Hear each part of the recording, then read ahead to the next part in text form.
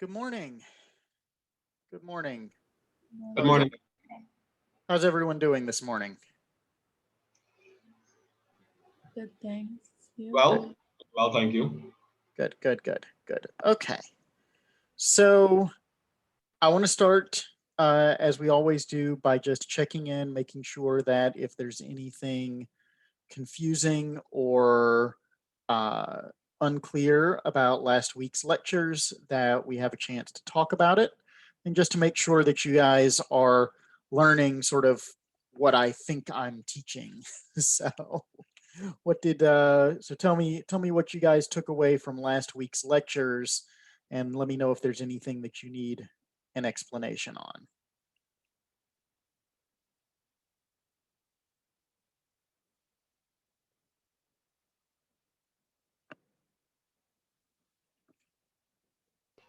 No questions from me, sir. Okay. Anybody else? No questions from me either, sir. Okay. No, So what did you guys take away from last week's lecture? Right. So remember, there are two pieces to this. One is answering my question, and the other is questions that you have that need answers. So I understand that you guys feel comfortable, but I need to confirm that you actually learned what I was teaching. So Well, I remember we were doing causation and mhm. the but-for test, Yep. and that um, you said it wasn't it wasn't necessarily about if the harm was likely, but if the class of harm was likely, Mhm. and um, talked about the different areas that the but-for test might not work, like intervening cause, superseding cause, simultaneous cause. Yep. Um, yeah. Okay. Great. Great. Fantastic.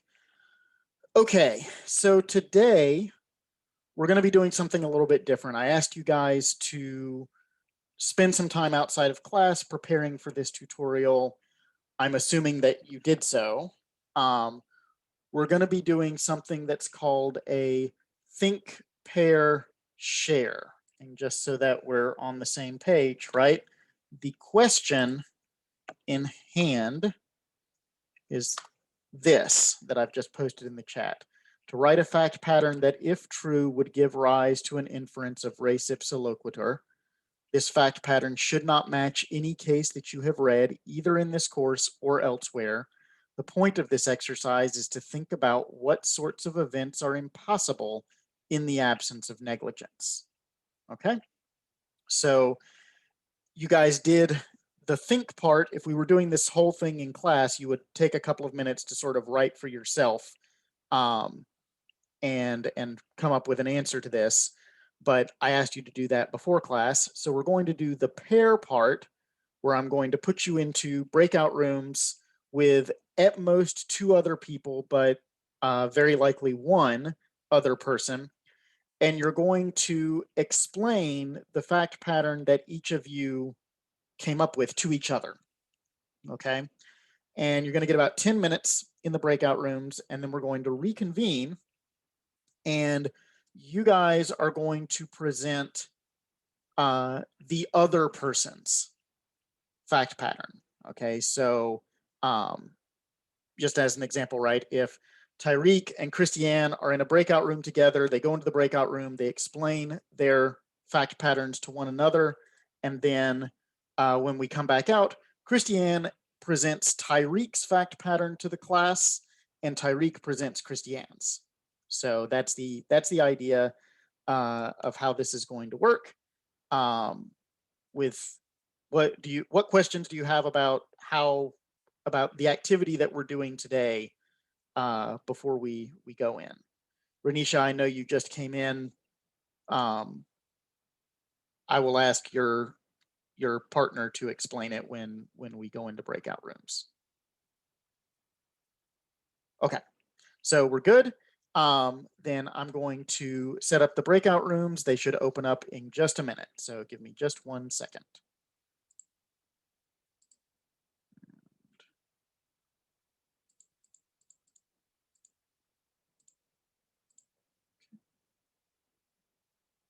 And if there are three, try and set yourself up with a round robin so that nobody winds up presenting their own fact pattern. Okay, so just a heads up on that. Okay. And with that, rooms are open, so go ahead.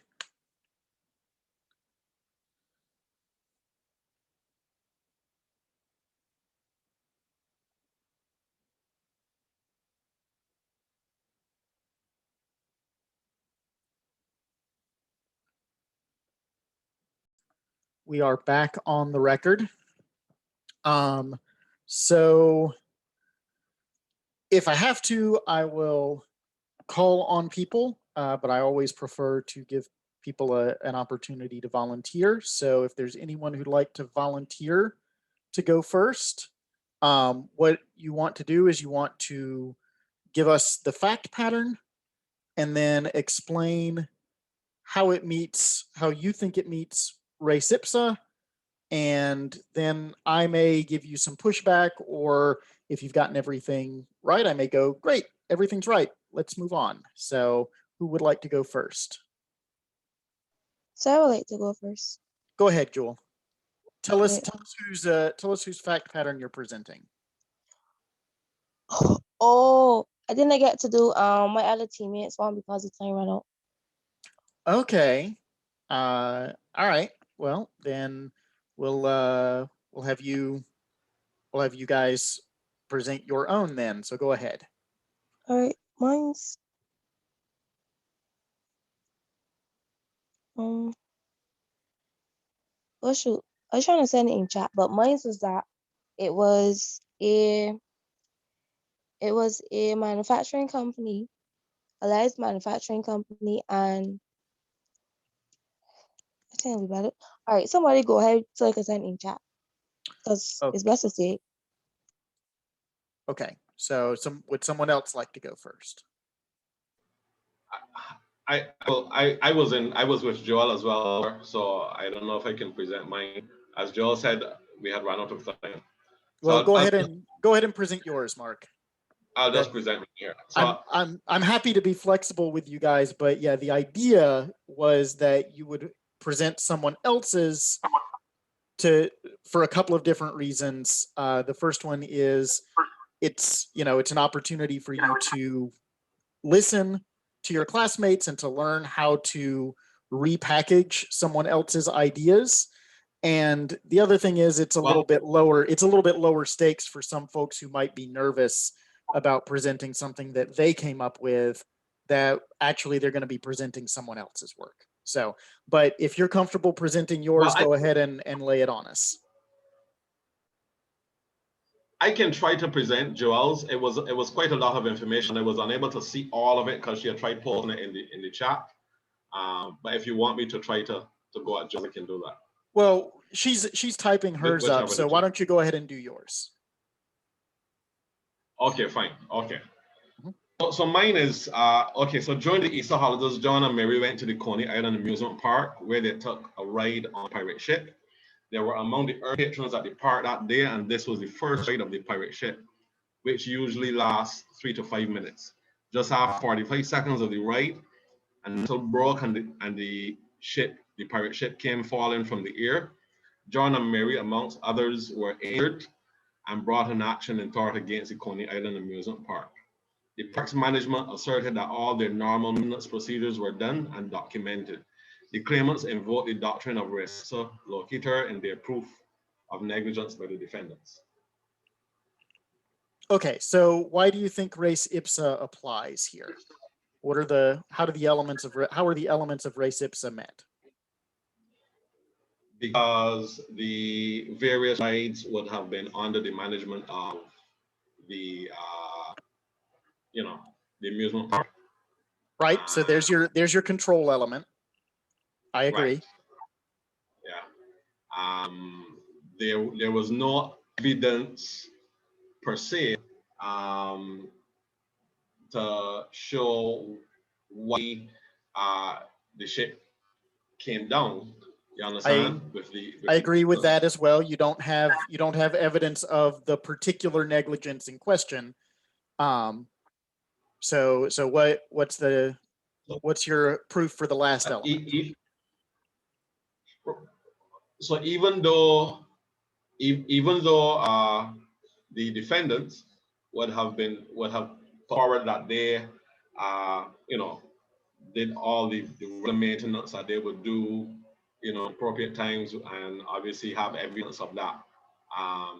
The question is, the incident still occurred with Mhm. the thing that was under your management, and it caused injury to the persons who participated in the raid. Yeah.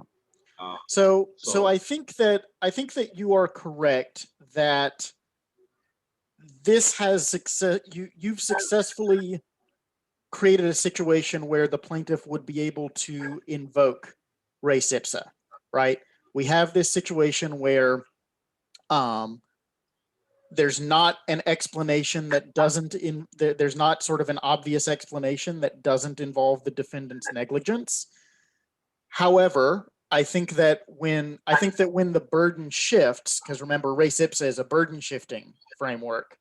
When the burden shifts, I think the defendants would likely be able to meet this burden, because the standard in negligence is not that you have to take every action to prevent harm.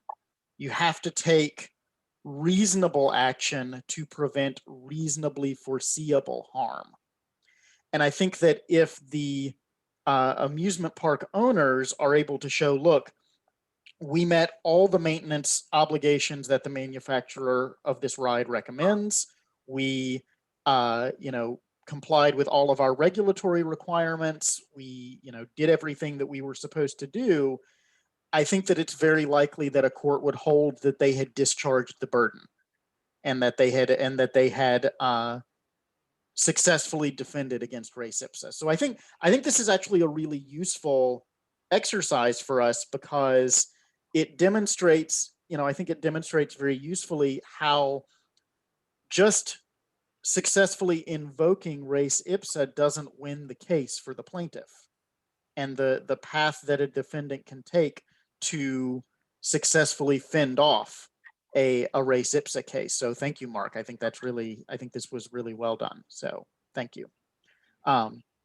Keandre volunteered in the chat to go next. So take it away, Keandre. Lead off with telling us whose fact pattern you are presenting. Okay, good morning. I have Alia's fact pattern. Okay. And so essentially what happened was that there was a birthday party and 10 persons were in attendance. Everyone was involved in a card game, but a fight broke out because somebody was I'm gonna stop you right there and ask you to explain to the stupid American what a birded batty is. birthday party. Birthday party. I'm sorry. I'm so sorry. Okay, go ahead. Birthday party. Like I said, stupid American. Go Okay, on. so I'll start over. Birthday party, 10 persons in attendance. Yes. Everyone was involved in a card game and a fight broke out because somebody was cheating the game. Eventually, everybody started fighting. The party was happening in an apartment on the 8th floor, and the owner of the apartment is a pianist and had a piano that was situated near a window of that apartment. While they were fighting, someone pushed a couch, which pushed the piano, and the piano fell through the window, crushing someone 8 floors below. Aaliyah, that's sick. Okay. So why does this meet the standard for res ipsa? Okay, so we know that the activity was, you have to have control of the activity or the object that causes the danger. Mhm. And we know that in this case, the person accused would have both because they were, Who is, let me pause you here and ask, who is the defendant in this case?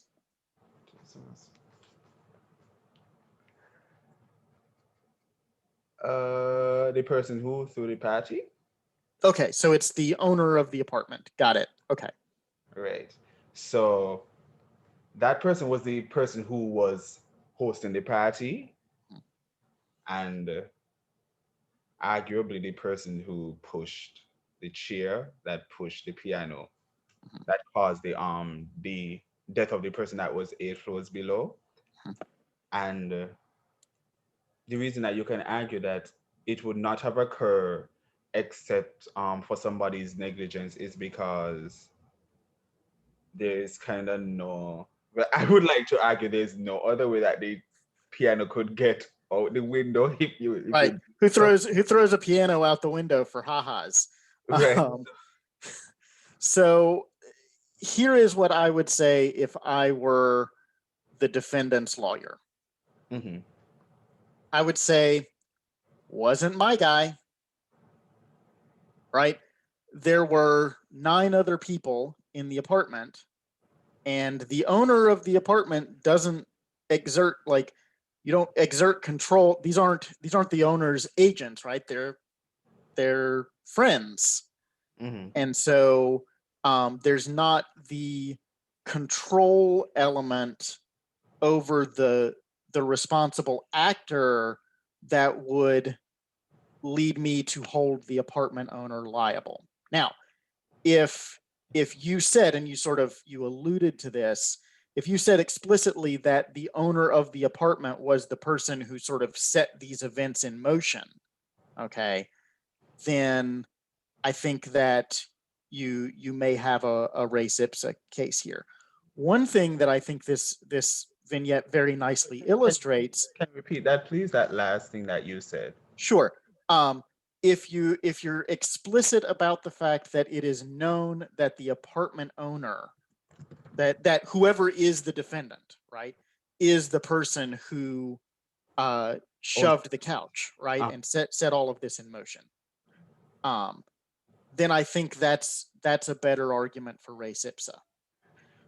But what I think this vignette does very well, and so Aaliyah, I want to thank you for coming up with this, is it illustrates how res ipsa interacts with some of the causation doctrines that we talked about last week, right? So res ipsa is a method of proving breach of the duty, but this is really a simultaneous cause case, right? We don't know who is the actual responsible actor, and so the plaintiff is looking to generate, as I said, a game of let's you and him fight, right? And sort of get all of the defendants pointing the fingers at one another, right?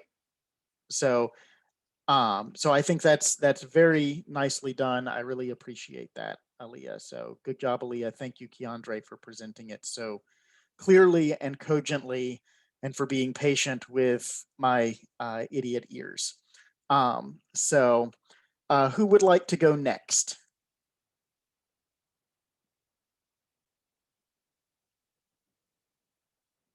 Okay, Amani, go ahead. Whose fact pattern will you be presenting? I had Keandre's. Okay. Okay, so the defendant had a pet dinosaur. A pet what? Dinosaur. Okay. Yeah. Yep. And which as you do. Yeah, as you do, which gave off poisonous or toxic fumes when it breathed. And the only way to prevent this was to put a mask of high quality on the dinosaur.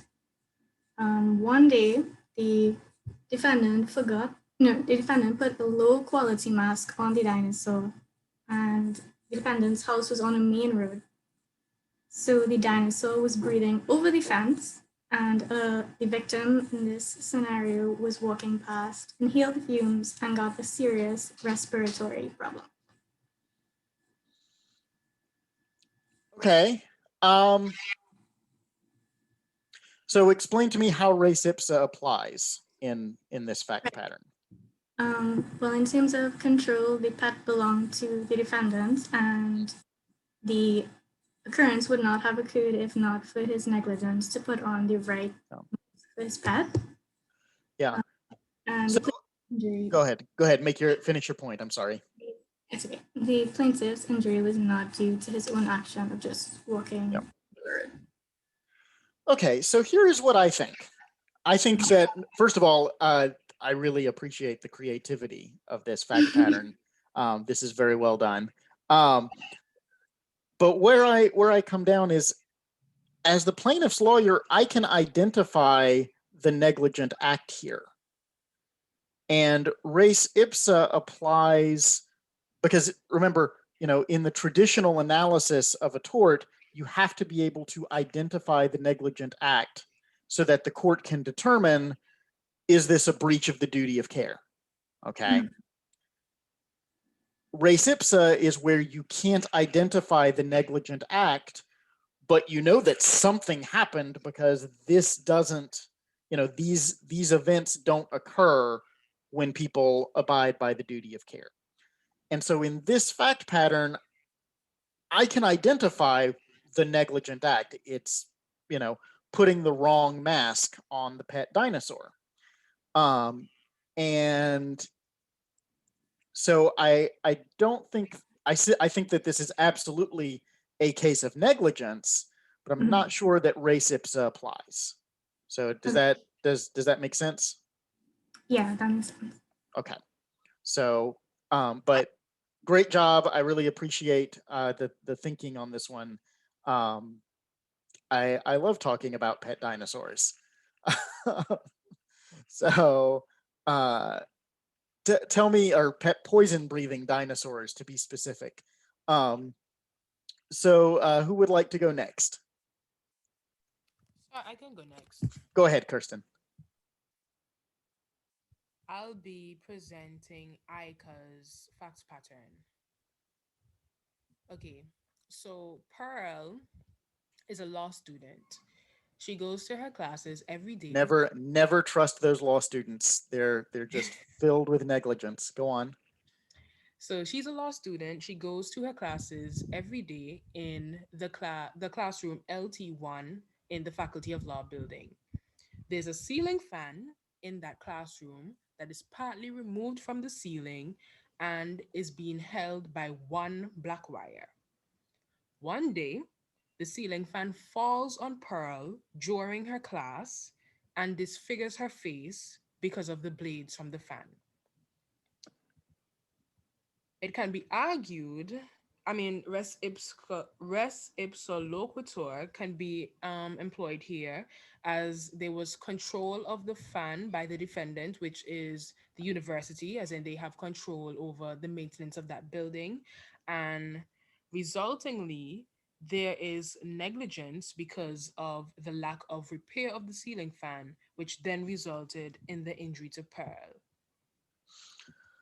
Wow, it's bold going after Yui like this. So I think, yeah.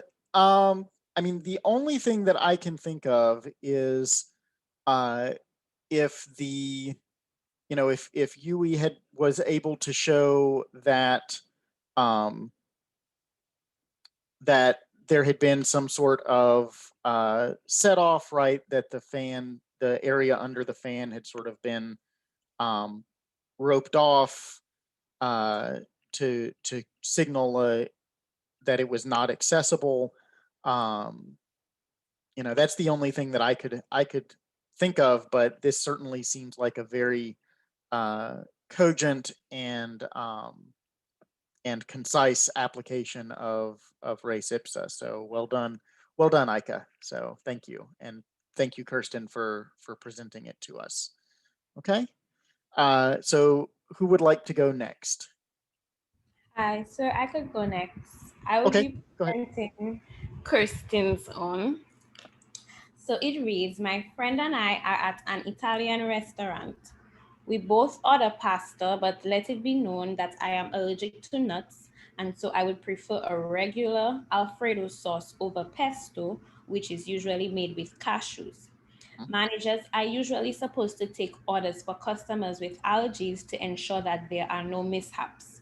However, the manager recently left to get his son from school, and the waiter just took the order.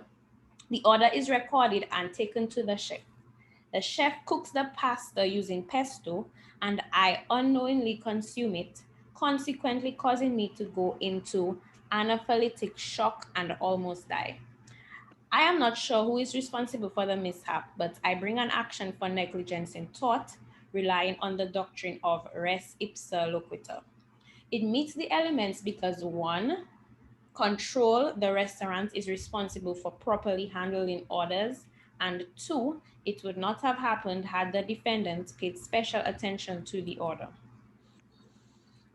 Okay, so I think this is a really interesting one. So I think if I were the restaurant's the restaurant's lawyer here, my question would be, are you colorblind? Because in my experience, and maybe I have not eaten at enough Italian restaurants.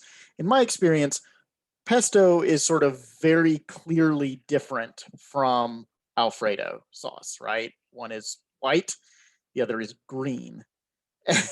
and so like my question would be, could you not see what you were being served?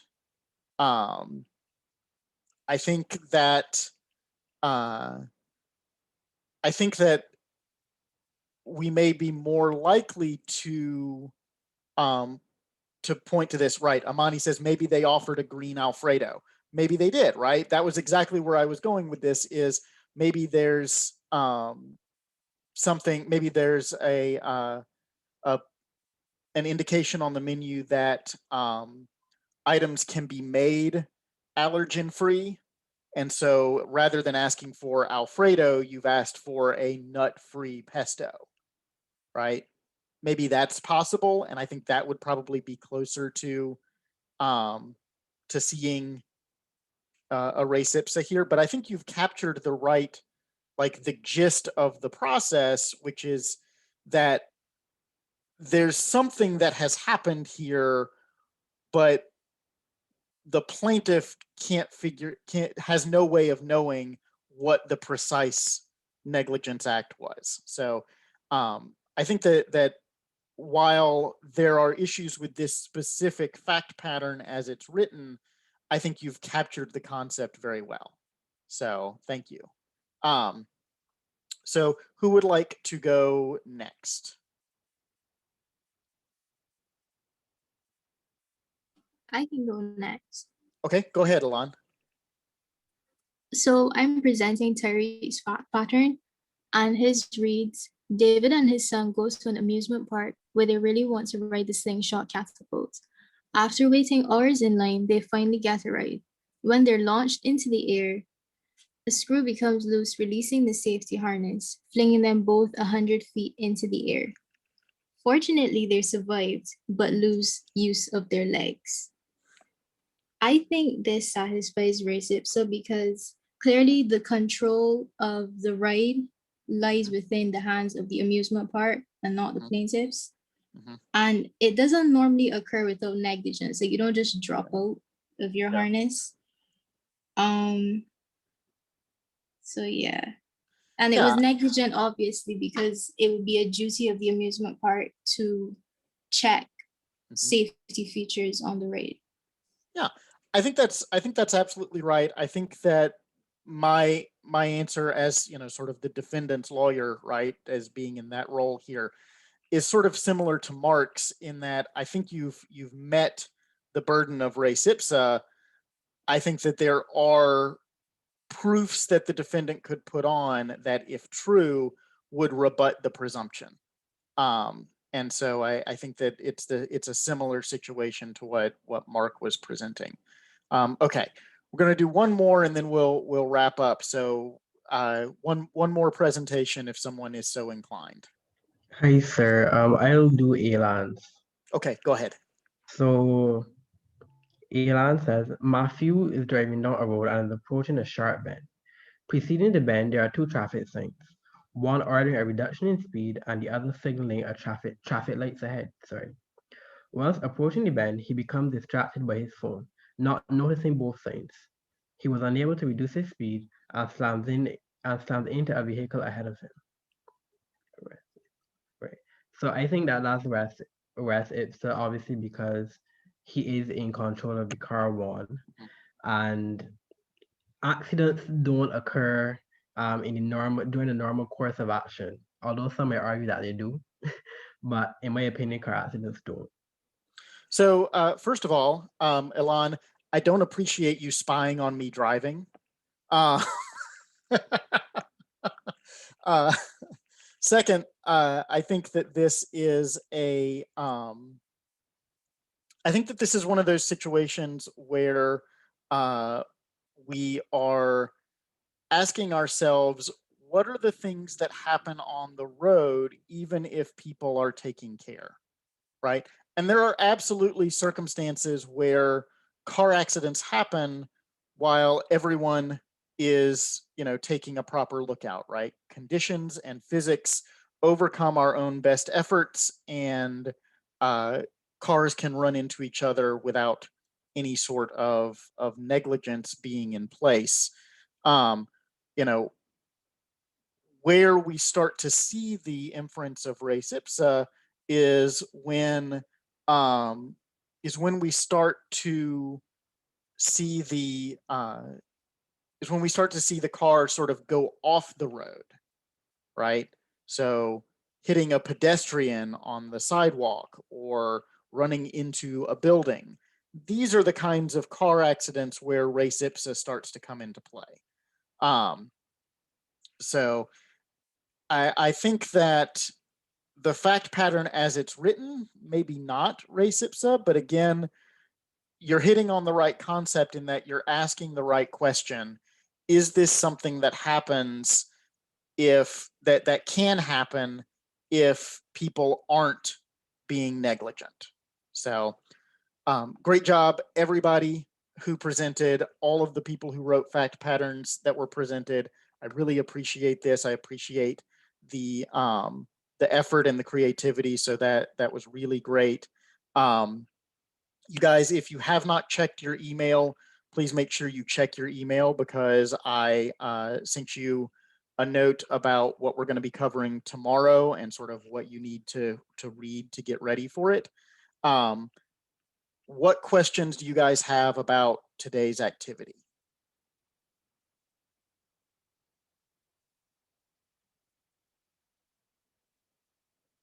So I think I have to reread my notes because we did this a little ago. Yep, nope, you're right. You're right. Remember, we're doing a 2-week look back in the tutorials. So tutorial activities are designed for reviewing the lectures of 2 weeks ago. Right. So I think I would have to go and refresh my mind. But since you're here, something that I can ask. So when we're looking at this principle, is it that, well, based on the feedback that I have heard so far, it's that some negligence has to occur, but we don't know where it occurred? Is that what I'm getting? That's exactly right. Okay. That's exactly right. If you know what the negligent act was, you don't need res ipsa. You can just prove that the negligent act occurred. Okay. So res ipsa is where you create the inference of negligence from the known effects. Okay, thank you. Yeah. Mark's posted a case in the chat. Barkway versus South Wales Transport Company Limited, 1950 AC 185, 1 All England Reports 392. So Mark, go ahead. No, that case essentially supports the point that you made just now, that in this case, it was such that they just thought that res ipsa was not required because there was enough evidence to prove negligence otherwise. Yep. So absolutely right. Great, thanks. Okay. Any other questions? What other questions before we go? Sir? Yes. Would it be possible for me to join Friday's class to have another go at it?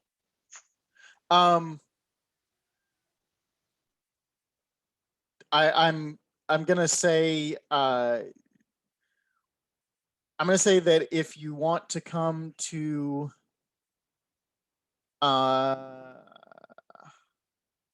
to think what is fairly empty. I believe the Friday at 2 p.m. tutorial is fairly empty. So if you want to have another go at it, then I would be okay with that.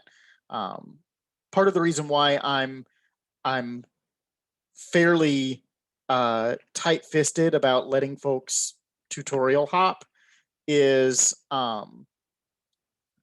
the enrollment in the tutorials is capped to make sure that you guys get the attention that you need in the tutorial environment. And so we try not to let those sort of grow beyond their enrollment caps. But the Friday at 2 one is fairly small. So if you want to join that one, you're welcome to. Okay. All right. Well, if there's nothing else, guys, last chance for questions. What's your thoughts, sir, on the question that you pull on the worksheet regarding where there's a vehicular accident? Can and should the defendant be able to avoid levels, merely establishing a system of routine examination and inspection? I'm sorry, say that again a little. You had a question on the tutorial worksheet, I think the first one, that said where there's a vehicular accident, can and should the defendant be able to avoid liability by merely establishing a system of routine examination and inspection, which essentially was the situation in the Barbarian case, Smith VCO Williams Construction Limited. Yeah, so these so are just ask, so these are specifically cases where car accidents are caused by mechanical defects. And it seems to me that if the accident is caused by a mechanical defect, the appropriate, the care that the defendant is required to take would be to take reasonable precautions to make sure that the mechanical defect is detected and repaired. And if those precautions are undertaken, then it seems to me that seems like a perfectly logical outcome. So I would say that my answer is, yeah, probably, given a fairly narrow set of circumstances. So does that answer your question? Yes, and I'm just wondering if I can add that shouldn't the defendant be required to demonstrate that their inspection and examination protocols meet some particular standard, and not just to show that they would have done some inspection and examination, because it could be that the inspection and examination protocols may have fell below a particular standard. Oh yeah, no, absolutely, absolutely right. But if you're describing something as a routine inspection and I'm sorry, I blanked on the other word, but yeah, some if you're sort of reviewing this routinely, presumably there's a protocol in place. Okay, Ika, you've had your hand raised. We are out of time, but go ahead and we'll wrap this up. Oh, just a quick question. I noticed that on the worksheets at the end, you have tutorial questions. So do we do that along with the link for tutorial? So the link for tutorial questions is what we will discuss in tutorials. Okay. Things that are on the worksheet may be what we discuss in tutorials, just sort of depending on what I decide to do in any given week. But they're also made available to you for your revision. So you're welcome to make use of them for that purpose. You are not required to. Okay. The only thing that I expect you to prepare is whatever I have posted as the tutorial question link. Okay, understood. Thank you. Okay. So I will see you guys tomorrow. So take care and bye. Bye.